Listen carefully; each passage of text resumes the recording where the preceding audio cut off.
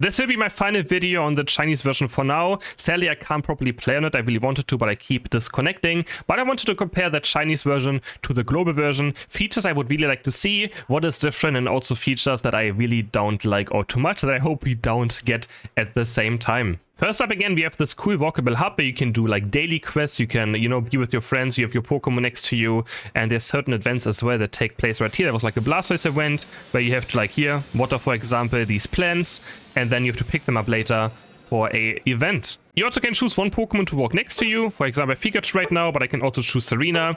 I can choose the skin or no skin, and then you can interact with your Pokemon as well. You can give it like items, and you can play hide and seek with it, and do also, you can even pre-evolution if you want to have it walking next to you for a good amount of time. But mainly, of course, I want to talk about the gameplay differences. So first, this is the gameplay screen right here. We have ranked on the top left, we have normal games, and then we have these bunch of mini games who are super fun. And the mini games even have their own game mode right here. It's kind of like a roguelike thing. You win one, or you keep advancing. You unlock better items to make your character more powerful. You can go different builds, and then you just play through all of this, and you get rewards at the end. As the rank screen right here, it looks more like Honor of Kings, I would say. I feel like a lot of these things in here are also inspired by Honor of Kings for sure. They just try to make it the same. And they currently get a skin as well in their ranked mode again. But let's take a look at the map because the game mode is much different. First, before the game, you select which move you're going to go for. Electro Ball, Thunder. I have Thunder not unlocked yet, and this is one of the features I will talk later about that I really don't like. But before the game starts, you choose Electro Ball or Thunder, and you choose a Volt Tackle or Thunderbolt right here with different upgrades, which I'll talk about after we have discovered this entire map because it's much different. First up, we are back on Remote Stadium, which I think is fine. They just completely reworked Remote Stadium into something else. You can see at the top now, this game mode on the Chinese version, the main game mode goes to 500 points. It's no longer limited by 10 minutes. It's now 500 points. The first team to score 500 instantly wins and yeah, takes some victory instead of you having to wait until you see who has more points. What I also really like is this feature right here. So depending on how many points your team has scored, you get to choose an upgrade. For example, this first one right here one-shots a wild Pokemon every 45 seconds. So if I go right here, I click on this B, it's gonna get one shot and I get experience from it instantly. So these things unlock at 50, and you can see at the top at like 100, 200 or something, and you can see right here 200 and 350. You get extra things that either help you score, help you with wild Pokemon, or just make your character stronger. Also, the level curve has completely been reworked, and you can see already on level 2, right? I'm going to restart my level. On level 2, I got my first move choice. And different is now, I don't have to choose between Electro Ball and Thunder because I already chose, but now I can choose between Electro Ball and Volt Tackle. So I can choose one of these two instead of being locked into my Volt Tackle, right? I can choose also Volt Tackle at level 2, and I can choose Electro Ball at level 3. And also Pikachu gets its Unite move at level 5 already, which is quite ridiculous. So this entire XP curve has been reworked so that not every Pokemon is necessarily super weak, and you get to play the game much earlier, which I'm also a big fan of, honestly. I always hated that some Pokemon just take so long to, start getting played. I'm gonna score 50 points now, just to showcase the first talent or the second talent. So you score 50 points. And then you can see right here, the next part unlocks for your team, and you get 3 more things to choose from. And all of these are random. You get 3 random ones on these levels. I think they're always on the same level though, but there's like a few ones, and you get to choose between 3 random ones that the game picks for you. For example, the red one right here is going to refill my points to 50. You can see right here it's 0 to 50. I click this, I have 50 points again. And either these talents help you score, they have something to do with Eos coins, they have something to do with experience, wild Pokemon, or just make your Pokemon stronger in general. There's also one that like makes you respawn faster, and there's so many different things to like customize your Pokemon in different ways. Also, I don't know if you've noticed yet, but the score button has like a little Pikachu on it, which is the eject button. Every Pokemon on this version has a extra eject button, which I think is great as well. That's something I really want. So you have a battle item that actually you can like change from game to game, and every Pokemon has the eject button. You can't use it on a score though, of course, because it's on the same button as the score button, but it could actually work on our version, right? Like, this is a good way to still have on a controller and still be able to have 2 different things. You just can't eject button on top of a goal, which you just have to be very careful about, right? Otherwise, I think that's a great feature. We get a better item, and we always have eject button on every Pokemon. So then now, the main objective spawns in the middle. We still have Zapdos, of course, but we also have the Reggie still running around the mid right here. You can see we have one of the objectives right here. I'm gonna take it down fast if I don't get stunned by it. And wait, let me just level up further. Also, you can choose the upgrade. Oh, you can choose the upgrade whenever you want. So for example, as well, I have Electro Ball right now. I can choose my Electro Ball upgrade or my Volt Tackle upgrade first, depending on which I like more and which one is better, of course. So we take this down, and this I think gives us a buff. Right here, a shield and extra experience.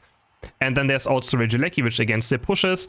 But the side objectives are these Rotoms on the lane. I mean, this is all about scoring more as well, but there's still team fights going on. You have to fight for this one. You have to fight for the bottom one. There's still a middle objective. There's still a lot to fight for. And still at 8 minutes, Zapdos will be spawning.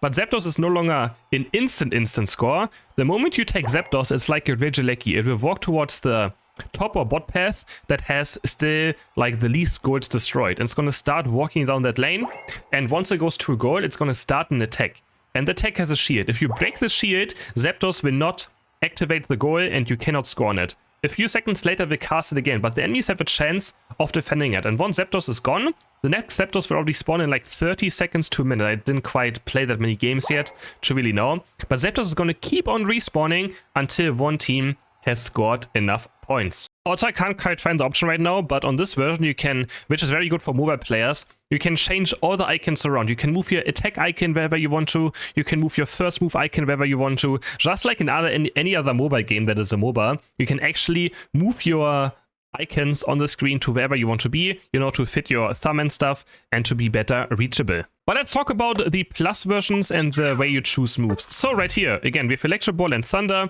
and Volt Tackle and Thunderbolt, and you choose one before the game starts.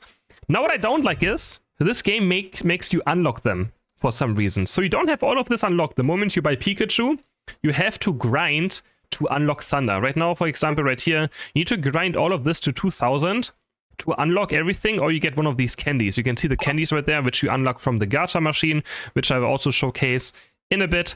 This is how you unlock, you know, your moves. So you can, for example, I'm just going to buy Thunder right here, and one of the upgrades, like this, bam, and now I can use Thunder and this upgrade on the plus version. But yeah, you have 2 plus versions of every move. For example, the first Electro Ball does more damage, the second Electro Ball roots for 1 entire second, so more CC on Pikachu as well. But I kind of like it. For example, on the Unite move, you now can choose between either doing more damage to a single target or unlocking what we have, where Pikachu can hit up to 2 targets at the same time. So you can see there's a lot of more customization, and also sometimes just, you know, our kits, I feel like our moves were quite overloaded, and sometimes they took things out of those kits and just added them as plush versions to just not be as oppressive and overpowered, and still allow customizations through, you know, for every game to be a bit different. They've also reworked a bunch of Pokemon. For example, Wigglytuff is the best example. You can now move during these moves, and Roller can also be completely controlled for a longer time. It's no longer depending on how often you bounce. Roller now has a set duration, and you're just going to keep on rolling until that duration has gone, and you can kind of control it a bit. It's not super responsive, but you can still like go in circuits and go around. Now here's the gacha machine. This is similar to us. You have the energy right here, and I already unlocked a lot of skins. I already locked so many skins. You can see right here, we have the battle items in here for some reason, which I didn't quite understand yet, but there's a ton of skins in there. I already unlocked like half of them, I think, and for now, you unlock this pretty fast. You get item enhancer stuff, you get emblems as well. And yes, they still have emblems. Of course they have emblems in this, right? They didn't get rid of these. But here are the candies, for example, and you can use them on the Pokemon you own, and then hopefully bypass all this like leveling up thing. But this is by far the worst feature, I think. It doesn't make any sense. You have to grind a Pokemon to unlock multiple features. That doesn't make any sense whatsoever. Here are the battle items. You can see, I think this already looks so much better than our version as well. You just have every Pokemon right here, and you can sort them, and then you can just equip them. You know, you have to, of course, have to level them up as well. You can see I currently have here Scorpion's level 10 now.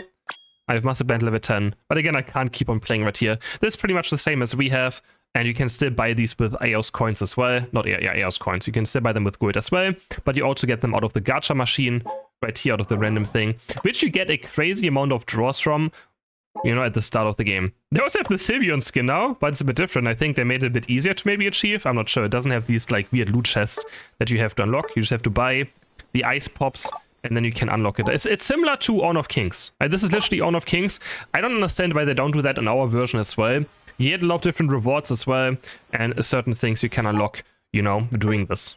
And then, of course, again, we still have the emblem system, which is right here. But this is much different. I think you choose... I still haven't quite understood the system yet. But you have these emblems that go into this, and they empower one of these, like, runes, I guess. Right here. And you can equip one of these on every Pokemon. For example, before you load into, like... I don't know actually where you even do this. Like, this has confused me a bit still as well. I think here... Oh, yeah, right here. You press the right button. You have Serena right here. And you can choose one of these things that make your Pokemon, I guess, a bit stronger in certain ways, you know. I mean, I don't have the translation on right now, but there's a lot of different features and a lot of different stats. I think it's better as well than what we have. I mean, I hate our emblem system a lot. I think it's absolutely awful, and I've been waiting for them to rework it for quite a while. And then you just have like a lot of gimmicks. You can make like pictures with your Pokemon much easier. Outfits as well give points, and the person with the most fashion points before a game gets like a special shout out, which is also quite funny.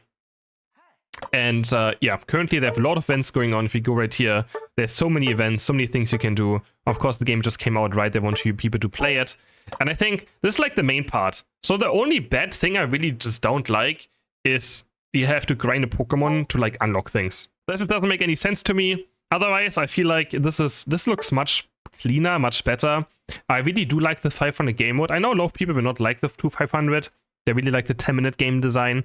I do think this feels much more competitive. For the main reason is that a game is no longer a coin flip, right? Of course, you can lose the Zapdos and a coin flip of Zapdos, but there's no longer this huge Rayquaza shield you can't fight. There's no longer this extra damage. You can still defend Zapdos as well, which allows you to have another chance at winning the game. And also, just this conclusion, right? Scoring 500 points, the game ends. You can win an hour version at 8 minutes, and you still have to play another 2 minutes for absolutely no reason. I feel like it's much less satisfying to win an hour version, but here it actually feels satisfying to get that final score in and win. The only worry is that it focuses too much on scoring and less on team fighting. That's what I'm worried about. I feel like maybe backcapping will be too broken. I don't know if they can ever fix it or something, if there's something that's on their mind. But there's certain talents as well you can take during a game that's going to make backcapping a problem. And that is one of the things I don't like. I do like the 500 points. I don't like backcapping being very much encouraged, because I still want the game, right, to end in team fights, and I want people to fight over things. So in the end, you still have to fight over Rotoms, you have to fight over white Pokemon, right, over the meta objective, over Zapdos. But it's also sometimes you could maybe just, if the main base is open on the enemy side, you can just ignore Zapdos, all 5 run to the enemy side, and just end the game as well, right? So that's something, I don't know, there needs like some protection, maybe some backdoor protection on the main goal, just like normal games have, right? If League of Legends, for example, or if you don't have minions walking towards the main base, and Honor of Kings as well, the main base is stronger. So if there's like not a Rotom pushing or not a Zapdos pushing, you actually cannot score easily on the main base. That's something they need. And maybe it's already implemented, because I don't really read Chinese. Maybe they already have some backdoor protection in this, but there have to be something. It has to be a main objective on the main goal to be able to end the game, and I think then it would be perfect. And they of course have also other battle items right here. For example, this one like stuns enemies. This one right here, I think it makes an ally take less damage. We have this right here as well, which is like another shield or something. I don't know. They have a lot of new battle items as well that I hope we get.